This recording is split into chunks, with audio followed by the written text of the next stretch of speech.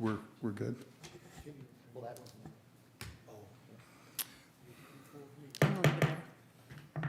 All right, we're back. This is the Bountiful City Council meeting. It's officially our work session, 6:30 PM. Thanks, council, for everyone being here. I suppose we ought to do an attendance record again. And we'll start this time with you, Richard. Richard Higginson. Millie Segura Bar. Randy Lewis. Kendall and Harris. Chris Simonson. Kate Bradshaw. Thank you. With that, we welcome staff as well, and any of those from our department heads that are here. We appreciate you coming to listen and attend. We will turn time now over to Galen Rasmussen and Tyson Beck for something entirely new, I'm sure. Go ahead. Thank you, Mayor and members of the council. Tonight, we're following up on a couple of previous meetings where we've talked about revenue sources, our budget, the annual process that we go through in evaluating where we are with expenditures and revenues, and in particular, property tax. And so the 8th is kind of the last date where we can make a decision on how to proceed with that. And so just coming before you tonight to recap that analysis we've done in the past, where we've identified that there's a structural, what we would call a structural imbalance between our revenue sources in the capital fund and the general fund of the city. And so that results in less funds being available for capital projects that eventually erodes our ability to be a pay-as-you-go city. And so we do need to take some action on that. There were three alternatives that were discussed last time in particular that I'll just re-review with you at this time. And then obviously there's, this would be up to you as to what direction you'd like to go in that regards. The first option is to have an initial increase in property tax of $815,000 for the fiscal year 22 budget, and with annual increases of 2% in each of the following years to keep pace with inflation. The second alternative that was discussed is an initial increase of $950,000 in the fiscal year 22 with no additional increases for 5 additional years. Then the final one was an increase of 15% in fiscal year 22, followed by 2 additional 15% increases in the succeeding 2 years. And then what we would need to do is following your discussion and your decision as to what way to go with those tax increases, we would need to go through a truth and taxation process that state law requires us to go through. And that would require setting a date, and we have some options for that. So I would just turn it to you for any questions you may have, anything additional you might need from us, and then some direction on where to go with the property tax issue. We've discussed the increase and for our fiscal year 2022 budget. Thank you. Questions from the council? Scheduling question, Galen. Last time we discussed this, because there was a primary election, it severely curtailed our ability to schedule a hearing. Do we have dates available still? We do. The date that I have in the staff report was actually over the top of that primary election, which was something that was an oversight, but we do have a number of other dates. We checked with the county today, and I have, can you just flip it to where I can put this up? I have a calendar of dates here that hopefully it will show up as soon as the monitor goes live. But the only 2 dates essentially that we can't use are shown in yellow here. I'll try to make it a little bigger so you can see. These are all August dates because the truth and taxation hearing needs to be prior to September 1st. So there are unavailable dates are there, the available ones are there. And we have a staff recommendation for your consideration of the 11th, and we'd recommend 6 o'clock on that date unless there are some reasons that that would not work. What's the date of the primary election? The 10th. So, in following up on this logistic question, so are we moving our city council meeting, the first meeting of the month in August to the 3rd or the 17th? And don't we have to hold our truth and taxation meeting not on a night of the city Has to council? be, it can be on the same night, but it just can't, it has to be its own item. It would be similar to holding a work session, but it would be an action session specifically for that. So if we have we settled on a city council meeting date? And let's not make it August 3rd because I've already booked to be out of town. We probably would just cancel the first meeting in August and have just one city council meeting on the 24th. The caveat being that we have to canvass the election as well. And so we probably, hopefully, would be able to canvass it that night on the 24th. That's been standard procedure. Yeah. Thank you. Well, should we decide what we're gonna do first? Oh, Millie. Just a thought. I have a question, Galen, if we could move away from scheduling for a minute. Sure. Could you just remind me again, as far as the percentage breakdowns, the third bullet point for the 15% increase, how much money was that for that fiscal year? What did that, was it 1.1 or 1.2? Tyson will pull up a slide here for you to help you with that. We can go over each of And those then- scenarios if we need to. And then, thank you, and then also just the difference in actual dollar amounts per year, because I think it was like a $6 difference, if I'm remembering correctly. I meant to grab my notes from our last meeting, but the kid shuffle threw me off. So you're looking at the 15, 15, 15 scenario? Yes, Okay.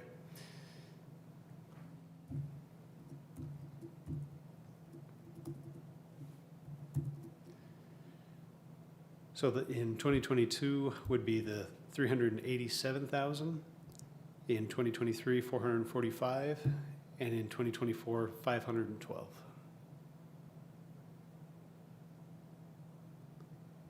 So those three there.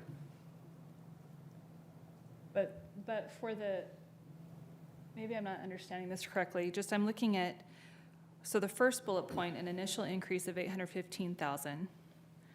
The second bullet point, an initial increase of 950,000. Then there, for the third bullet point, there's no initial increase, it's just a simple percentage.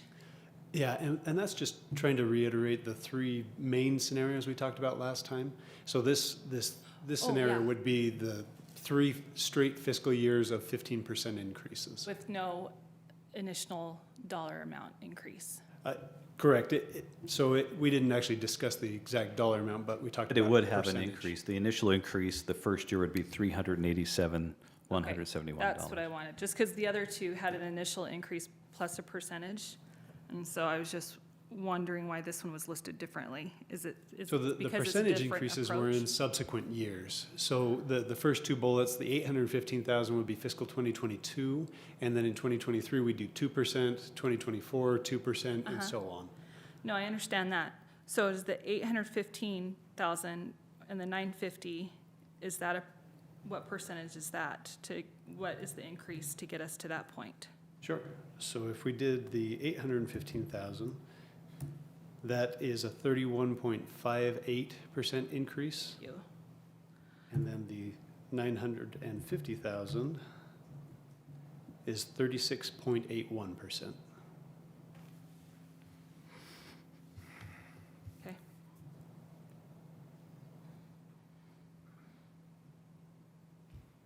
And the dollar difference between those three scenarios?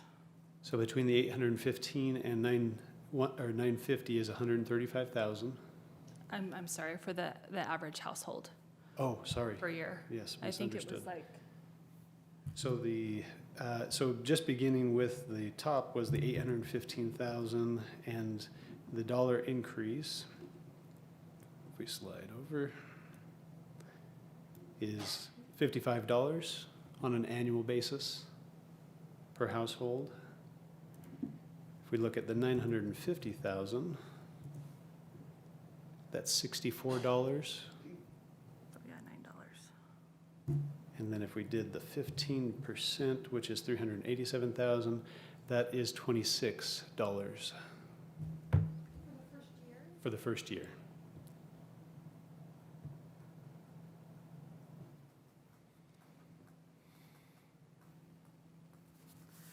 I like this one.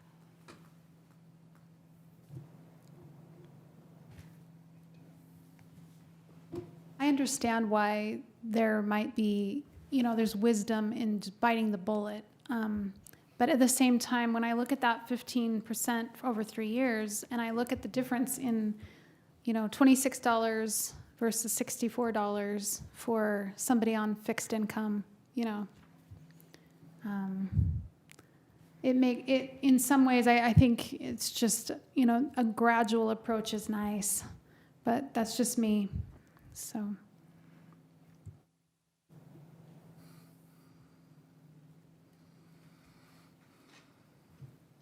Can I ask Tyson a question, Mayor? Absolutely. It appears that inflation is really going to start coming on strong. How does that figure into this?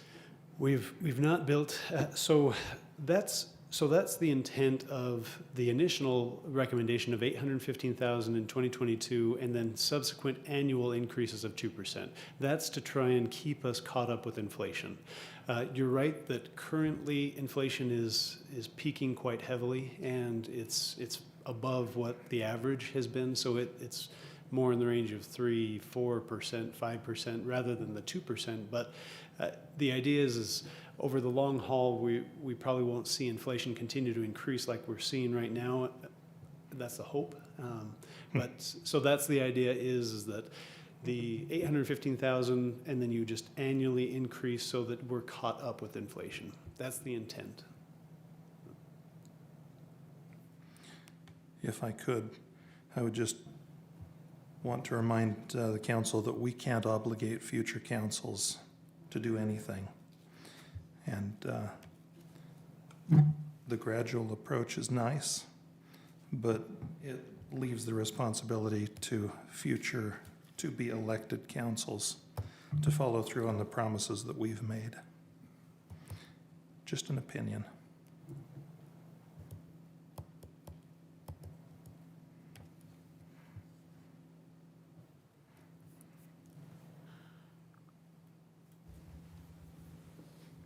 Oh, one other thought.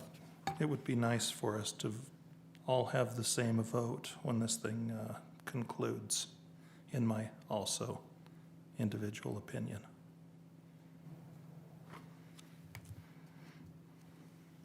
See, another question, Mayor. Yes, please. Can future city councils tweak this, or are they locked into this? No, absolutely. So what we're talking about really tonight is what decision do we want to make for 2022? And I think, if we're looking at the 815,000, that implies that we're going to be revisiting it again next year. If we go kind of the road of 950,000 in 2022, that implies that unless there's some significant issues that we're seeing from a management standpoint, that we're probably not going to be coming back to the city council and mayor and looking for a tax increase next year. So that's kind of what we're looking at right now, is saying, all right, how do we want to treat 2022? And that might help us understand the council's desires for revisiting it again next year. Does that make sense? Does that help clarify a bit? So I want to make sure I understood what Chris was asking and then your answer. There's one of the options, because it's an all at once, it can't be undone. I mean, unless you were to ask for a property tax decrease in the next fiscal year or a That is a good subsequent point. fiscal year. Yep. Whereas option bullet point 1 or bullet point 3 do require future councils to take some action in order to enact the full plan, which we can't guarantee. Yeah, so Sure that was. even if we do decide on a specific dollar amount tonight and say, the council wanted to recommend to staff to return again next year, we still have to go through this exact same process next year. So it is an annual process that has to be decided on by that current council. So regardless of the decision you make tonight, it doesn't dictate that you will be mandated to do a property tax increase next year or the year after. It's just kind of how does the council feel? What kind of a road, what kind of a future plan would you like to see in tax increases? Regardless of what you do tonight, it'll be an annual thing that you've directed us to do every year as part of the budget process, just to tell you where we're at and what we'd recommend. Tyson, maybe you could tell me your opinion about, if we did a 15% for 3 years versus making a bold, like doing the 950 all at once. How does that impact just the power of inflation with tackling the problems that we have? Yeah, so a couple comments there. We already know that we've spent the money to build the infrastructure in the parks. We've purchased the land. We've already committed ourselves to a certain service level. So we already know that the $815,000 is a dollar amount that is needed to keep us from losing ground. So I will say that if we go down the 15% route, if we're able to get 3 consistent years of getting those tax increases, that will get us, in that same ballpark. But my concern is that if we do a 115% increase and then no increases for the next 3-4 years, we're that much further behind. And it puts us in that much of a harder position financially when we've already committed ourselves to a certain service level. And we have committed to the parks and we're looking at those full-time positions. And so we really are going to be spending the money without a revenue to offset that. So that's my main concern with the idea of 15%, is that we don't know what the future may hold, and the concern is that we don't follow through with all 3 increases. And that would be my main concern with that idea. If in the perfect world we make all 3 happen and we continue to monitor the inflation and make sure that we're caught up and we're getting the revenue we need, I wouldn't have a problem with it. But it's just that unknown factor, I guess. If I can add to that briefly, the prudent financial thing to do in that case would be to reduce the budget and only add to the budget as you do the tax increases. So that would mean if you did a 15% this year, the prudent thing to do would be to, rather than going into our reserves to spend for operating, is to say, okay, we're only going to add, 1 parks position this year instead of 2, and we would do less of a COLA, or we would do something like that so that we're not spending money that we don't have. The alternative is, we go ahead and we hope that future councils want to follow through. But you're putting a little bit of risk into the equation by spending money that you haven't raised the funds for. Yeah, it's a great point. And I would echo that, is that, we really only have 2 options as far as our budget goes. We either increase revenue to match our service level, or we decrease the service level to match our revenue. We just don't have much wiggle room as far as that goes. So very, very well put, Gary. Thank you. I think because of the risk, and we want to have a financially sound working city government, I think it would be wise to do the second option, since Gary explained so well that the third option probably wouldn't be. Am I understanding that correctly? And because it gets us to where we need to go faster, and it's only a $9 difference between option 1 and option 2, given the fact that option 3 isn't necessarily very viable. And again, even if we did option 1, in a dreamy world, it's nice to think that every council would, like clockwork, raise it by 2%, raise taxes. However, I also think it is wise for city government, any government for that matter, to not be in the habit of always raising taxes. And so I think if we can just do it, if we have to do it in one fell swoop, and if it's only a $9 difference, and it gets where we need to be faster, and then we can have the conversation again when we need it, I think it holds us more accountable as city officials. to the residents and the voters, and that way we can say, well, this is why we did it this way, and this is why we feel it is prudent. And we don't think it is wise for government to be in the habit of raising taxes every year. We are really judicious with our research, and we do it when there is a real need. And this is a real need.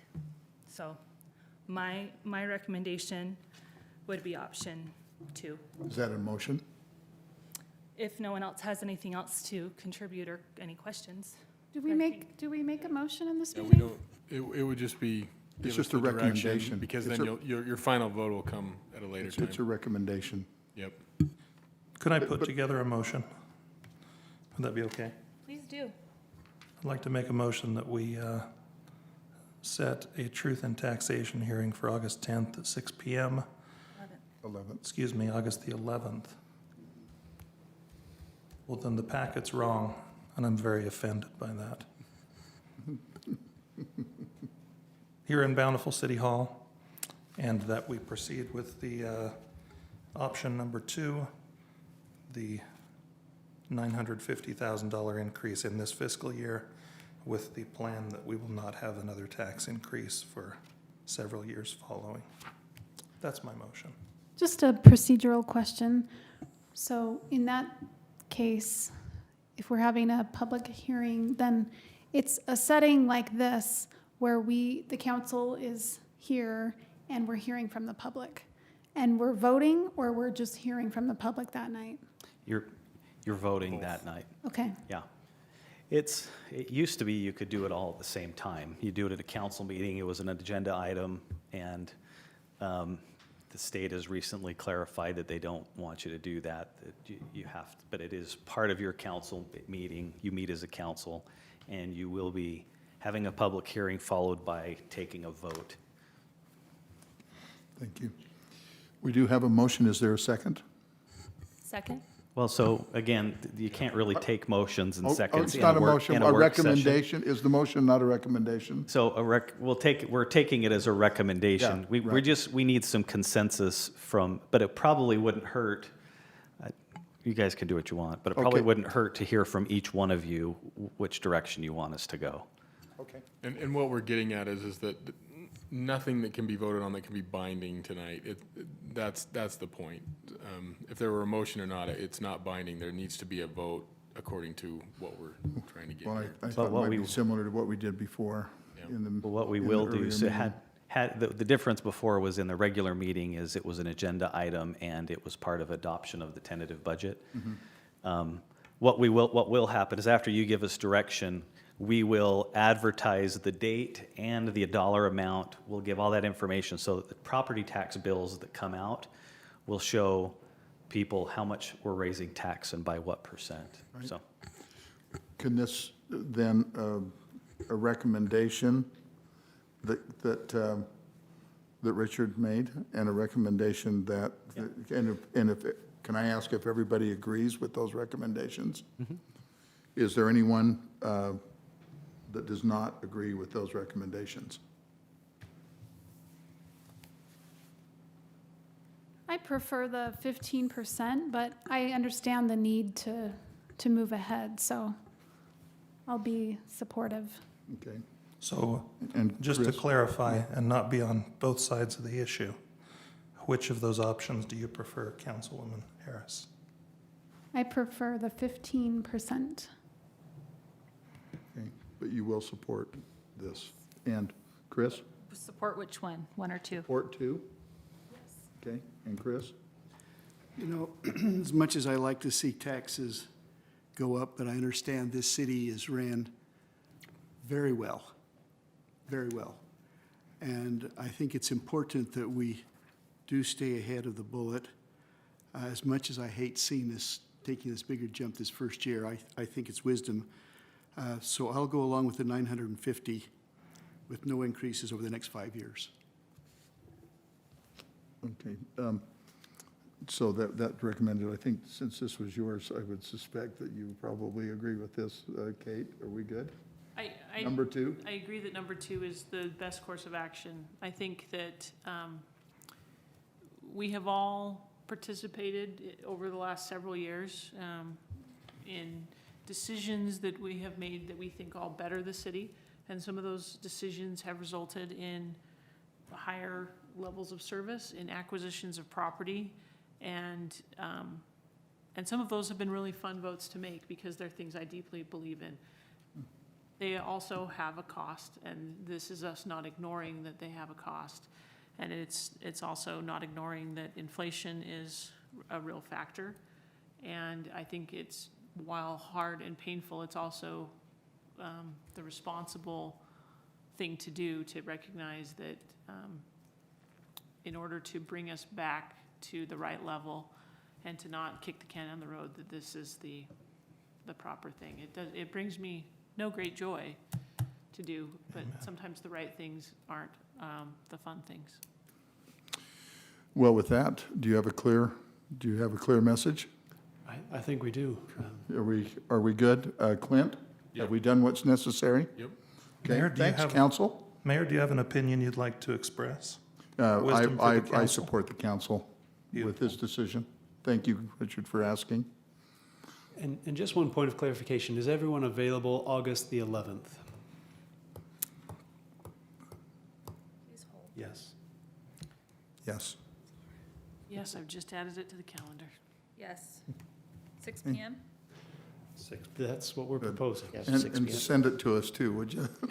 Make sure it's in bold for me. Well, really, nice job, council, of coming to that conclusion. And Tyson, thanks for having this being so helpful with information that we could all see. And we have no financial experts here, so your ability to get down to the level of all of the council is really important. Well, Thank you.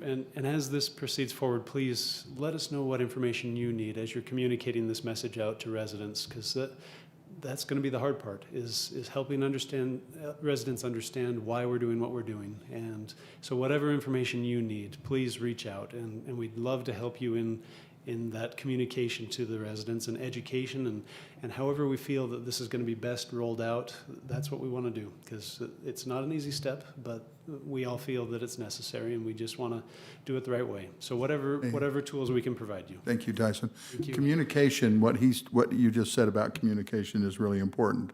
I was telling Kendallin before this meeting, and I think I mentioned this to Gary, that, there's some concern about some public pushback to all of these kinds of things. But in the 8 years that I've been here, we've had lots of tax increases.